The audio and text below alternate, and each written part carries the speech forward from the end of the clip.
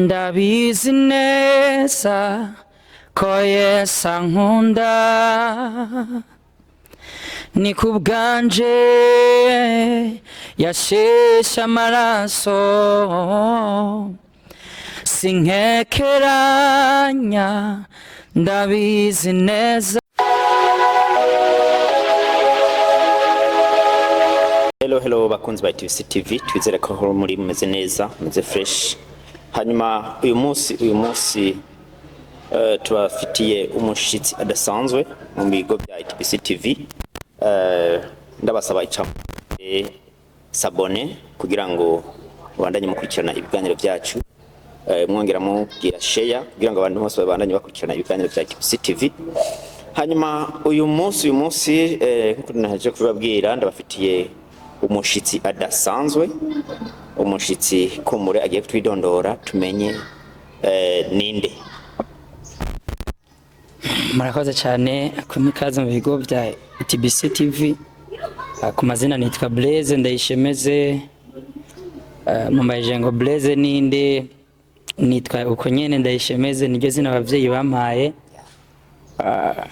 Ikigira kabiri ndi umuririmbyi, nkora indirimbo zo guhimbaza Imana, bakunda kuvuga ni umuririmbyi wa gospel.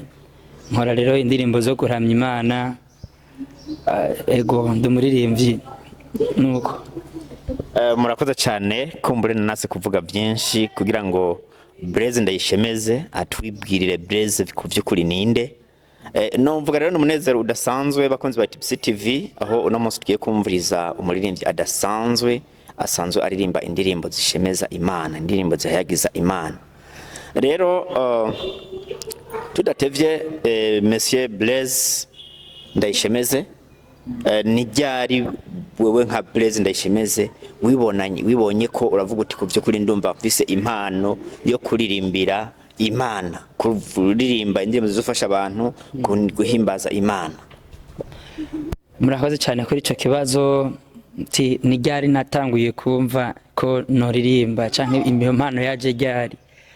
Mu bisanzwe ntitwavutse tuzi yuko tutegerezwa gukora ibingibi turiko turakora uyu munsi, ariko nibaza ko ibi byaje mu nyuma maze guhura n'umwami Yesu.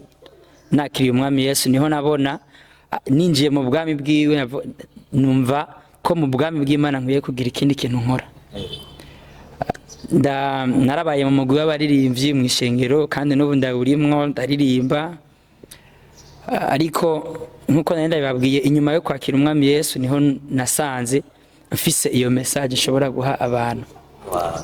Niho numva yuko hari ikintu kiriko kiradudubiza muri jewe. Muri Bibiliya barerekana amabango menshi umuntu ashobora gukora yo mu ishengero, ariko muri ivyo byose numvise ikintu ikiriko kirarusha ibindi imbaraga ari kuririmba. Cyamitamwe rero guhitamwe gukora ivyo nyene. Murakoze cyane. Yes, bakunzi ba ETBC-TV, murumva yuko impano ya Blaise yatanguye kumva muri dubizamo, amaze kwakira agakiza aravuga ati nanje ndumva uno munsi no hagarara ririmba indirimbo zishihayagiza Imana zizofasha n'abandi bose gushobora gushimira Imana, guhayagiza Imana. Noneho iyo abantu bamaze kumva ko umuntu afite iyo mpano barifuza kumva akajwi kiwe. None numva mwiteguye ko abantu bumva ati Blaise ku byo kuri Muhamagaro wo kuririmba yarwakiriye n'ijwi ryaramukundiye, bashaka kudushisa ko tukumviriza. Okay, murakoze. Reka turirimbe. Ndabizi neza ko Yesu ankunda ni kubwanje yasheshe amaraso sinkekeranya ndabizi neza.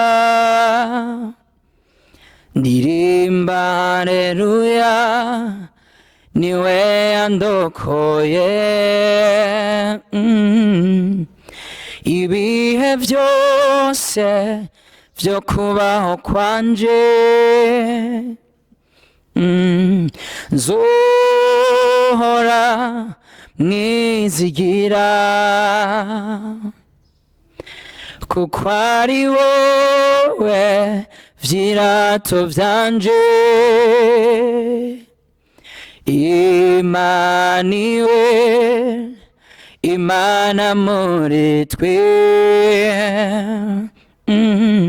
nushimwe mwami w'abami ko waje kunkiza muri wowe niho ndukira urubwugamo bwanje n'amahoro yanje nushimwe mwami w'abami ko waje kunkiza muri wowe niho ndukira urubwugamo bwanje n'amahoro yanje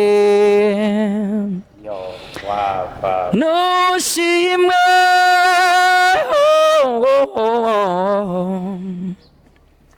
murakoze cyane abakunzi ba ETBC-TV mumva ko dufise umuririmbyi mushasha umuririmbyi aje atabyorosha nkuko ETBC-TV ihari kugira ngo dushire impano z'abantu ahabona murumva ko ni impano ku vy'ukuri dukeneye gushira habona ejo tumwishimire yarageze kure ku bwacu ku bwamwe bwe abari abakunzi ba ETBC-TV nizera ko nkuko muvyumva ijwi rirarongorotse ku vy'ukuri hasigaye ko tumushikikira agashobora kwishika kure cyane tukamubona yarateye imbere cyane akoranya abantu nka stade ikuzura turishimye cyane kuba turi kumwe na Blaise Ndayishemeze mbega Blaise Ndayishemeze mpejeje kumva iyo mpano numva ko ari impano idasanzwe turakunze kubona amaririmbyi iyo umuririmbyi atangwe kugaragara mu mpano yo kuririmba ku by'ukuri aragira izina ry'akazi izina twita ry'akazi uno munsi mbega Blaise Ndayishemeze nirihe zina twomuhamagara mu zina ry'akazi umuririmbyi aririmba indirimbo z'Imana.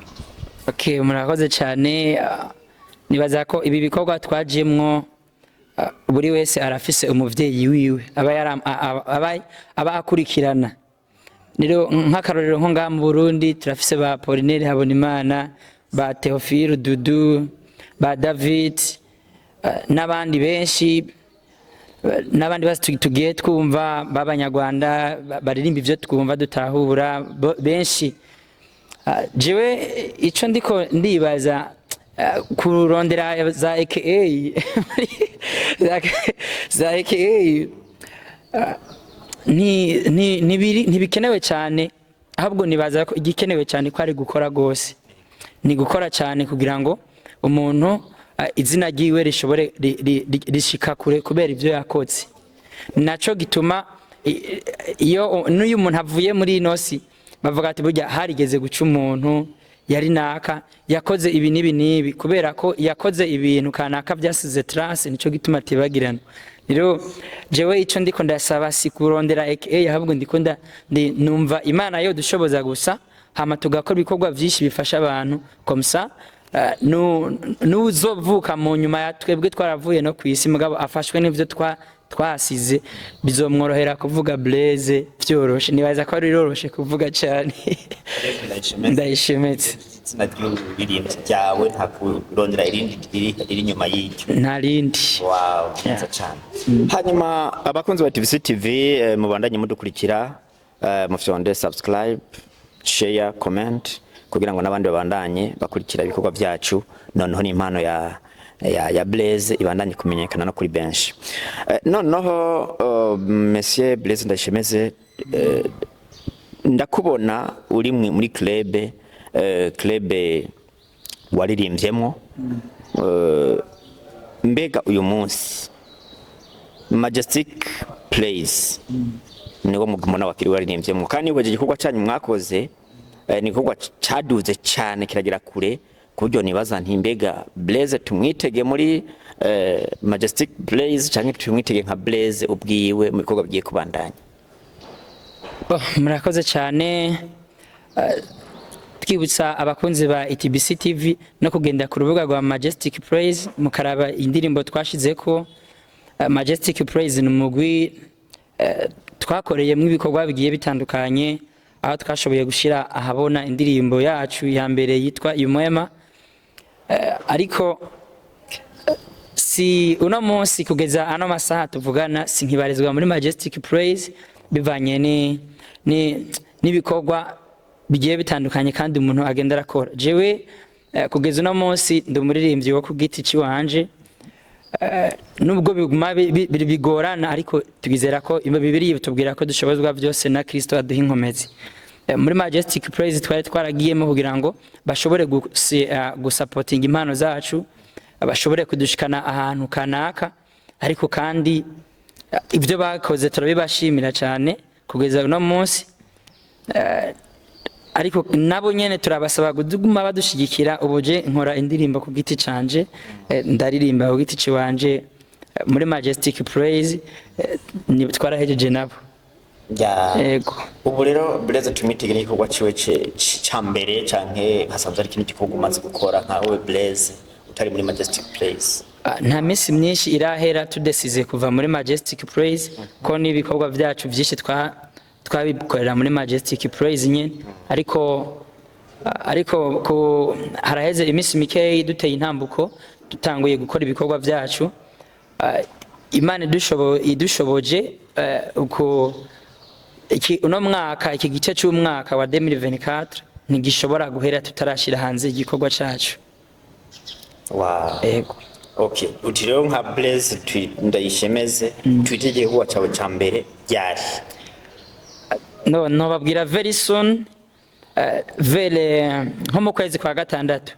Mu kwezi kwa gatandatu izuba vyatunganye, murabona ibintu turiko turakoramwo mu gihugu cyacu. Imana irushirizeho kudufasha cyane, haraho dutegura ibintu ukazibona uburiri budakoze kubera kumva z'umuyaga nkuba n'ibindi, ariko Uburundi bwacu ni bwiza cyane, dutera tuje imbere. Nibaza nko mu kugera nko mu kwezi kwa gatandatu ko tuzoba twahejeje gukora igikorwa cyacu cyambere kizoba cyashitse ku rubuga rwacu. Yego. Mbega cyo kuko kizoba citwa gute kugira ngo abakunzi ba ETBC-TV kumbure muri ayo mezi muri iryo sanga mu kwezi kwa gatandatu bashobora kugenda gutangura kurondera iki gikorwa uzoba watwemereye, tuzotirondera igikorwa citwa gute? Ibikorwa ni byinshi turiko turakora, ariko icyo twaprefeye ko twoherako ari indirimbo ya mbere yitwa Umenikumbuka, indirimbo yanditse mu rurimi rw'Igiswahili. Mpavamo mbaza ati kubera iki kwanza uririmba mu Giswahili kandi dufise udutere y'Abarundi, ariko indirimbo iri mu Giswahili yitwa Umenikumbuka nayihawe uko nyene iri mu Giswahili. Nayihawe none inspiration y'Imana, inspiration y'ijuru, nayihawe uko nyene iri mu Giswahili. Indirimbo yitwa Umenikumbuka irafatanye kandi n'intahe yanje y'ubuzima bwanje bwa kera. Haraciye iminsi mikeyi vuga ati reka dushimira Imana biciye mu kuririmba. Impamvu rero kenshi duprefera kuririmba mu ndimi zigiye zitandukanye, murabizi natwe Uburundi bwacu dufite territoire iri muri superficie ya 27000 combien,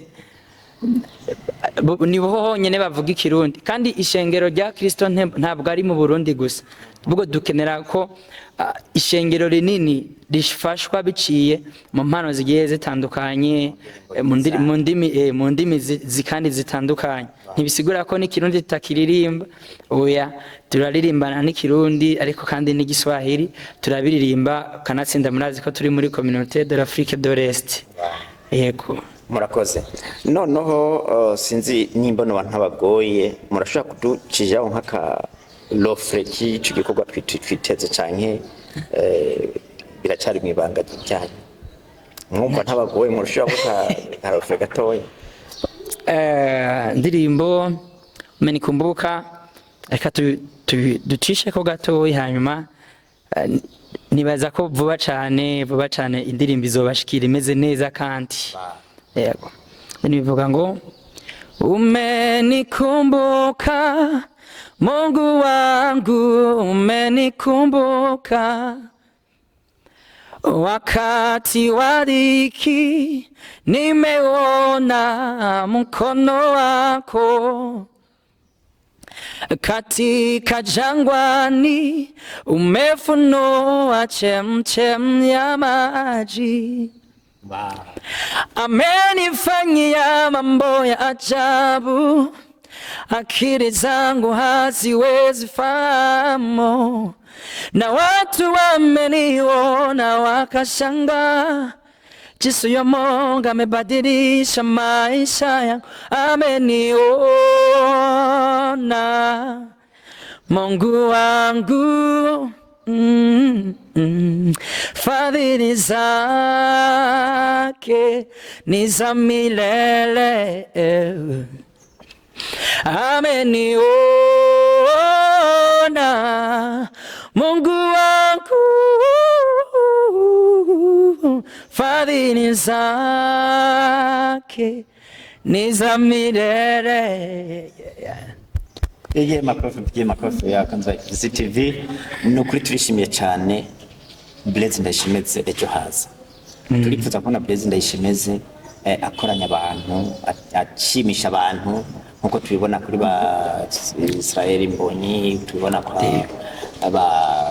Aprineri n'abandi n'abarundi b'iwacu. Noneho wavuze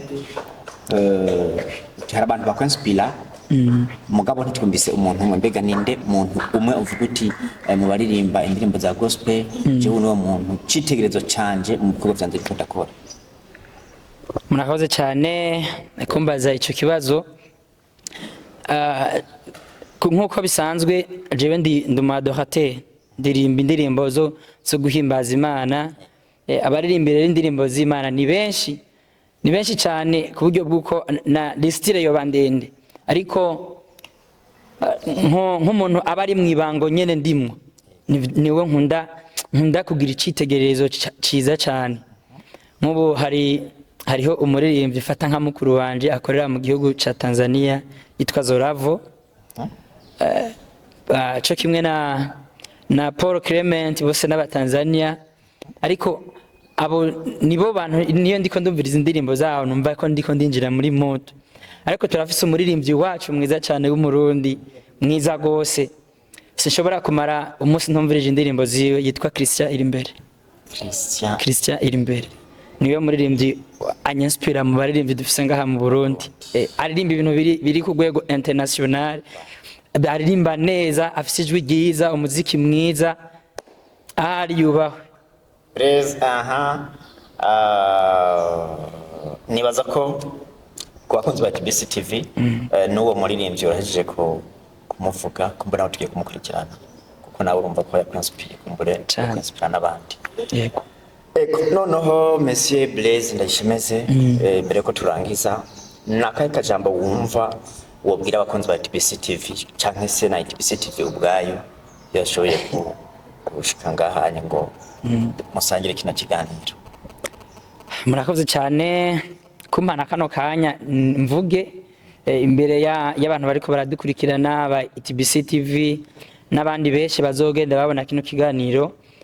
Icyo twabamenyesha nuko igikorwa cy'uburirimbyi ni igikorwa gisaba ingufu nyinshi cyane, ni ingufu nyinshi cyane. Murabona nta kintu na kimwe umuntu ashobora gukora wenyine.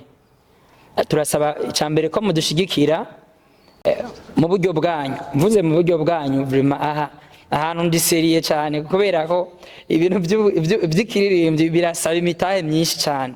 Uri kurabikora wenyine biravunana. Hari aho usanga nk'umuntu yarakoze hama akabireka akabivamwo, kubera ko ubuzima kandi urazi mu Burundi n'abantu bake cyane babeshejweho n'umuziki, ariko niyo turiko turaja twebwe twizera ko ejo ari heza cyane. Icyo rero turiko turasaba abakunzi ba ETBC-TV nuko mwadushigikira, tugize igikorwa mukashiramwo ukuboko kwanyu, nawo n'umugisha muba muriko murandikisha, cyo kimwe n'ikigo ETBC-TV cyatwiyumviriye ko no munsi kikaza kutugendera kugira ngo tuganire ibingibi. Mwavuze yuko intego yanyu ari gushigikira impano zo gwaruka canke impano z'undi muntu wese, yaba ari muri business canke ari mu bindi bikorwa, ariko kumushigikira kugira ngo objectif zibe zishobore kuba ate. Turabasaba igihe cyose dufise igikorwa nka evenement canke tugiye nko muri video shoot, murabona ko mufise ivyuma bikora neza, bifata amasanamu meza. Turashaka ukuboko kwanyu nako kujemwo, mudushigikire, n'Imana izobaha umugisha mwinshi. Murakoze. murakoze cyane reka tubahe umuhango ETBC-TV tuzoba hafi twiteguye ko mu gikorwa mugiye gukora tuzoshiramwe natwe ukuboko kugira ngo tubashikire. Murakoze cyane. Murakoze bakunzi ba ETBC-TV mubandanye mudukurikirana ku manyuro giye amasaha 28 ku 28 mubandanye mugira sabone share na jeme kugira ngo abandi benshi bandanye bakuri bahezagirwa canke se batesha imbere n'ibiganiro vya ETBC-TV.